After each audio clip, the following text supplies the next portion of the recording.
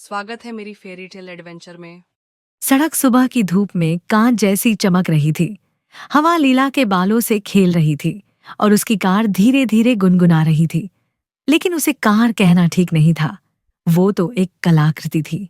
एक बड़ी गुलाबी हाई हील के आकार की, चमचमाती और खूबसूरत, जैसे कोई सपना जो तारों से बना हो। हर कोई उसे देखकर रुक जाता था। हील कार, जिसे अब सब जानते थे। और उसके अंदर पारदर्शी शीशे के पीछे बैठी थी लीला, वो रहस्यमयी लड़की जो उसी कार में रहती थी। लीला बाकी लोगों जैसी नहीं थी। उसका कोई घर नहीं था, कोई शहर नहीं, कोई ठिकाना नहीं। उसकी कार ही उसका घर थी, उसका सुकून, उसका साथी।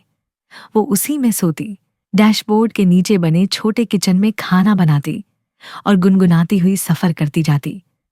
पहले लोग उसका मजाक उड़ाते थे, कौन जूते में रहता है। लेकिन लीला को परवाह नहीं थी। हील कार उसकी माँ की खोज थी, एक निशानी, स्टाइल और आजादी की। माँ के जाने के बाद लीला ने कार के साथ साथ उनकी हिम्मत भी विरासत में पाई थी। वो शहर शहर घूमती, कभी ज्यादा देर नहीं रुकती।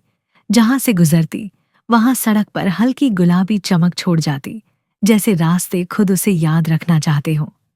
एक शाम जब वो चमकते गैस मीडो के पास रुकी, जहां फूल हल्की नियॉन रोशनी में चमकते थे, उसकी कार की स्क्रीन पर एक अजीब सा मैसेज आया। वो डिजिटल नहीं था, सुनहरे पुराने अक्षरों में लिखा था, जिसके दिल में हील और हिम्मत दोनों हैं, वो लौटे पुराने संसार में। खोया हुआ ताज उसका इंतजार कर रहा है। लीला ने भौहें चढ़ाईं। ओल्ड वर्ल्ड तो बस एक कहानी थी, वो जगह जहां अभी भी असली आसमान था और जादू जिंदा था। पर उस मैसेज में कुछ था जो उसे खींच रहा था। हील कार भी जैसे हल्के से गुनगुनाई, चलो। और लीला निकल पड़ी, अनजान दिशा की ओर। सफर लंबा और अजीब था। नियॉन सड़कों की जगह पुराने पत्थरों वाली गलियां आ गई। होलोग्राम वाले बोर्ड गायब हुए और असली पेड़ नजर आने लगे, ऊंचे, जिंदा और पुराने। हवा में अब बिजली नहीं, मिट्टी और बारिश की खुशबू थी। जैसे जैसे वो आगे बढ़ी, उसकी कार भी बदलने लगी। क्रोम की चमक नरम हुई, पहिए पुराने रास्तों के हिसाब से ढल गए और उसके चारों ओर हल्की गुलाबी रोशनी फैल गई, जैसे कार भी अपना असली रूप पा रही हो। जब लीला एक सोए हुए राज्य के दरवाजे पर पहुंची, लोग दंग रह गए। ऐसी सवारी उन्होंने कभी नहीं देखी थी। बच्चे दौड़ते हुए बोले, लेडी हील आ गई। और बूढ़े फुसफुसाए, क्या ये वही है जिसकी भविष्यवाणी हुई थी? उस रात रानी के पुराने सलाहकार ने उसे महल बुलाया।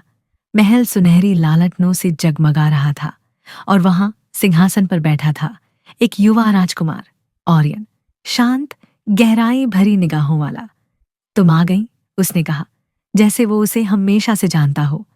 कहा गया था कि जब पुराने संसार का दिल मुरझाने लगेगा, तब पहियों और शान की रानी लौटेगी। लीला मुस्कुराई, मैं तो बस एक लड़की हूं जिसकी कार गुलाबी है। ऑरियन हल्के से बोला, शायद, या शायद तुम्हारी कार सिर्फ कार नहीं है। तभी बाहर खड़ी हील कार चमकने लगी। पूरे महल का आंगन गुलाबी रोशनी से भर गया। पुराना राजमुकुट जो सालों से फीका पड़ा था, फिर से चमक उठा। जब ओरियन ने वो मुकुट लीला के सिर पर रखा, वो एकदम सही बैठ गया। हील प्रिंसेस, उसने फुसफुसाया, वापस आ गई। फिर दिन हफ्तों में बदल गए। लीला ने उस राज्य के लोगों को सिखाया कैसे चलती चीजों में भी खूबसूरती हो सकती है, कैसे रास्ते गा सकते हैं और कैसे रंग कभी मिटते नहीं।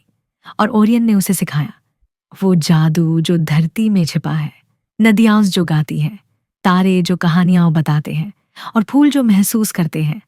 वो दोनों अलग थे, वो जो हमेशा चलती रही और वो जो धरती में जड़ें जमाए था, लेकिन साथ मिलकर उन्होंने संतुलन बना लिया।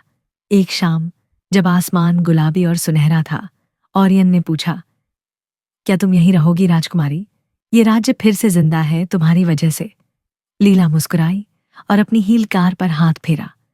मैं सफर रोक नहीं सकती, उसने कहा, पर मैं लौटती रहूंगी क्योंकि अब ये मेरा घर लगता है।